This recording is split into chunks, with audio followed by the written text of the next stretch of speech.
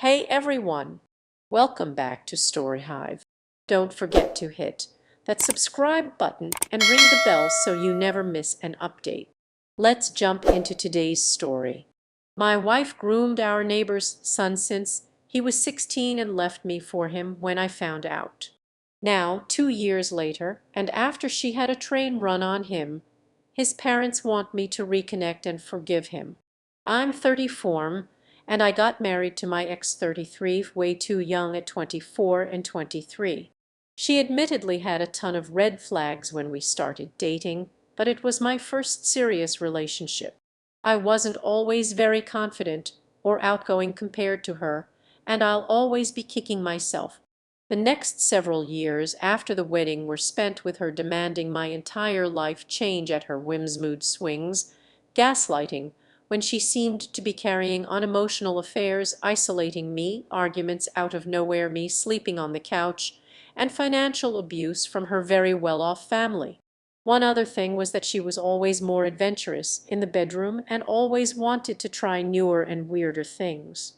I'm a little open-minded, but sometimes had to set firm boundaries with her or shut her down when it got too uncomfortable. This is important for later. Back then, I thought by just dealing with that, I was being strong and protecting our marriage. If I could go back in time, I would kick my younger self's rear. 2 years back, things came to a head. It came out that she had been carrying on a full-fledged affair with our neighbor's son, who had only been 18 for around 6 months. We knew this kid since he was 16, and at that point, she was freshly 31. I finally pulled my head out of my rear, but by that point, it was too late. The coming months absolutely sucked. I got kicked out as her parents left the house solely to her. I never had any impression I would have any claim to it, so I saw that coming at least.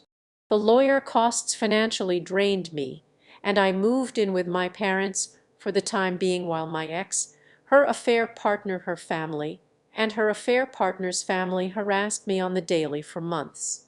My ex tried every dirty trick in the book on her parents' dime with a divorce, but somehow, by the grace of God and my lawyer, I made it out relatively fine. She sent grueling insults with every insult you could think of from a cheating narcissist. Her affair partner painted me as a crippled old man and had his friends send insulting messages, videos of him and my ex, and whatever they could think of on the daily. They only stopped when I got law enforcement involved. My ex's family never liked me and gladly jumped at the opportunity to mock me. The affair partner's family, who obviously saw dollar signs regardless of the greater context, had no problems joining in on the score points. This brings me to around 3 weeks ago. By then, 2 years had gone by with me back on my feet, a year of therapy under my belt, a new job, a new sense of confidence, and recently a new girlfriend. A bit of info: I never left the area.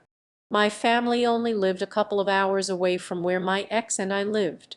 My job is going too well to risk getting up and leaving for parts unknown.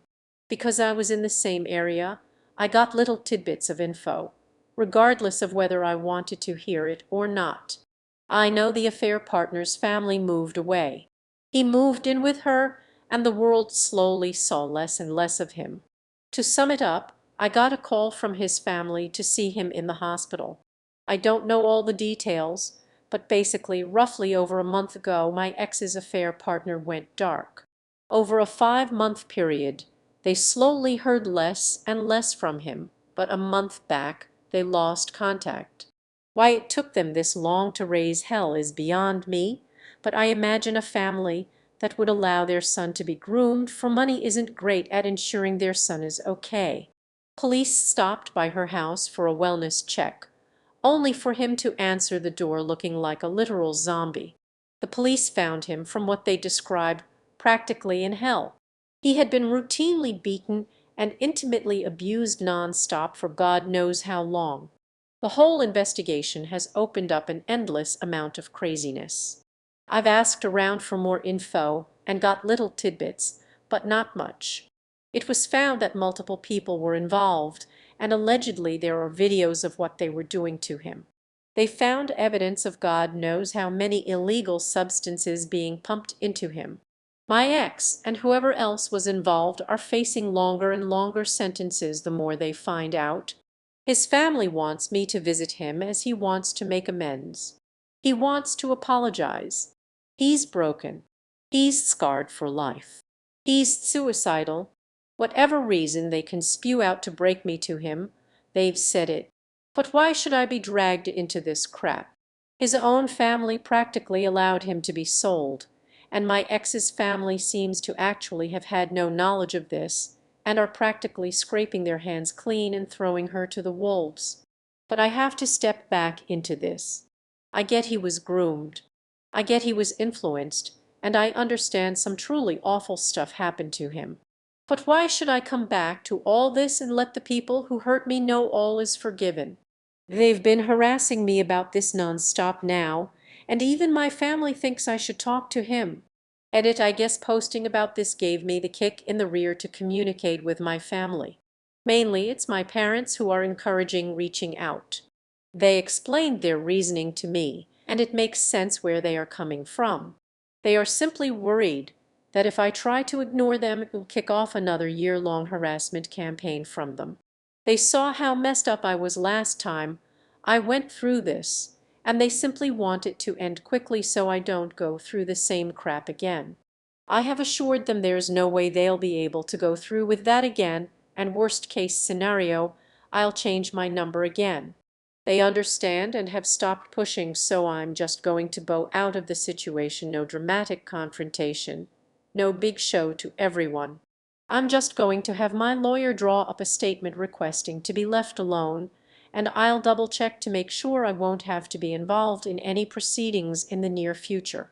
From the brief chat I had with my lawyer so far, there's no real logical reason for me to be involved unless either side was getting desperate. Regardless, I have pages of documentation. I understand many of you wanted something more dramatic, but that's just how it is. All the loose ends are wrapped up. Update 1. Apologies in advance. This update will be stupid and asinine. As I always knew was a possibility, sending a letter from my lawyer to the affair partner's parents wasn't the bulletproof shield I was hoping it would be. Desperate people aren't swayed by mere legal matters. Within 2 days, things started spiraling out of control very quickly. They called me directly again. Make no mistake, I saw the writing on the wall that somehow I'll be getting dragged into this no matter what.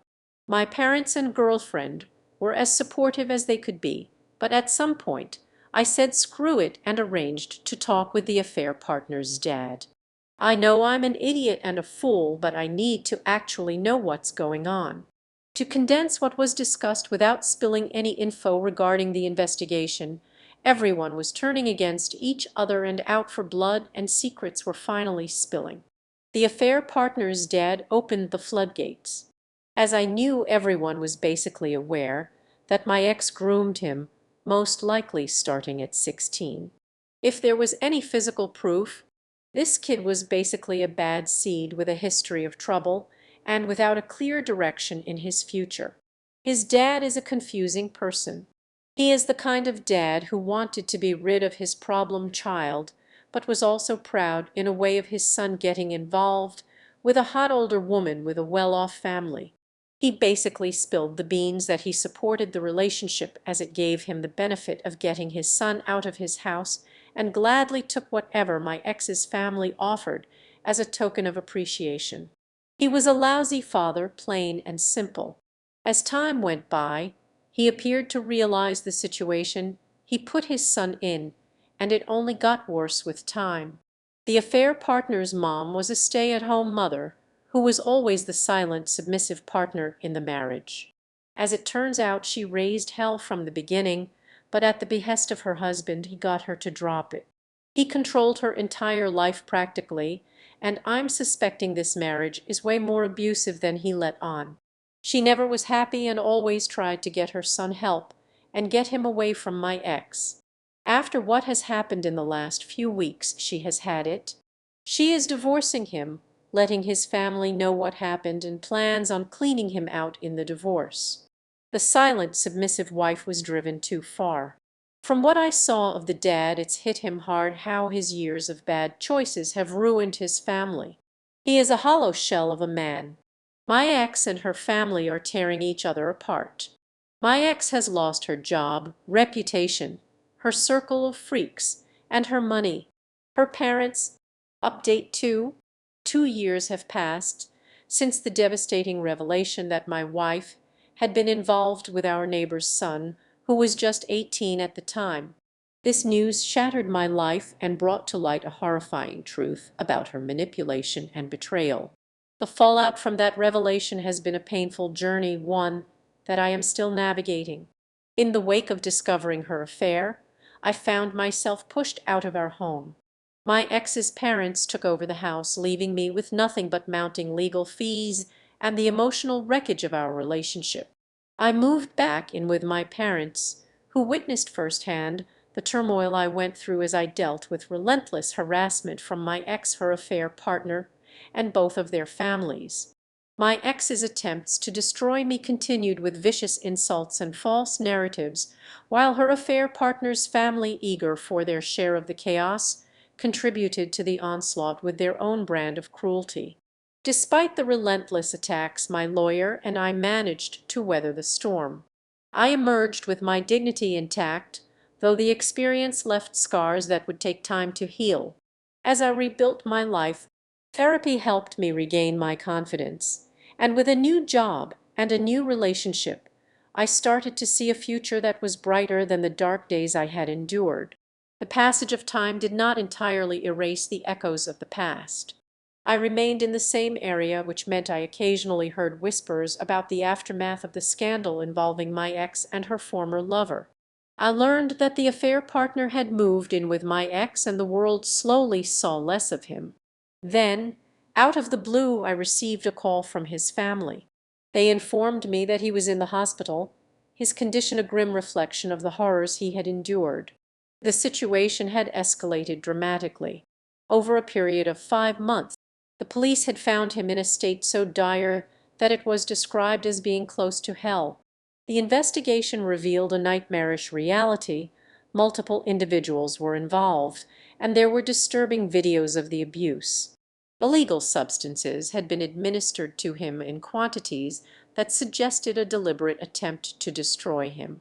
As the investigation unfolded, the focus shifted to the dire consequences facing those involved, including my ex. Her actions, alongside the involvement of her family and others, led to increasingly severe legal repercussions. Amidst this chaos, her family began to turn against her, their own reputations tarnished by association. My ex's downfall was rapid. She lost her job, her social circle, and her financial stability. The once proud and affluent family was now embroiled in public disgrace. Meanwhile, the affair partner's family faced their own crisis. His father, who had previously seemed indifferent, was now a shadow of his former self. He had supported the relationship because it got his troublesome son out of his house, but now he was confronted with the full scope of the disaster he had enabled. The affair partner's mother, previously submissive and silent, had reached her breaking point. She decided to divorce her husband, exposing the full extent of the abuse and the toxic dynamics of their marriage. She intended to ensure that her husband paid dearly for his role in the tragedy. In a shocking twist, the affair partner himself began to backpedal. Over the last 2 weeks, he retracted every accusation and claim he had previously made. He went so far as to have those who had abused him on video falsely confirm that the content was consensual. His desperate attempts to recant only underscored his psychological devastation. It was clear that he was deeply broken, needing professional help far beyond what was available to him. As for me, the harrowing saga left me grappling with complex emotions. The repeated attempts by his family to involve me in the aftermath of this mess felt like a cruel joke. Despite their pleas for me to visit him, their insistence that he wanted to apologize, I remained resolute in my decision to stay away. I had no desire to revisit the pain and drama that had consumed my life. The situation was a tragic reminder of how profoundly wrong things could go when people fail to act responsibly. The story had spiraled into a grotesque spectacle of exploitation, betrayal, and failed responsibilities. For now I have chosen to step back from the chaos. My focus remains on my own recovery and moving forward, hoping that the worst is behind me and that the future holds a semblance of peace and normalcy. Thanks for tuning in to today's Reddit story. If you enjoyed it, please give this video a thumbs up and share it with your friends. And if you haven't already, make sure to hit that subscribe button and ring the bell so you never miss out on more amazing stories. See you next time.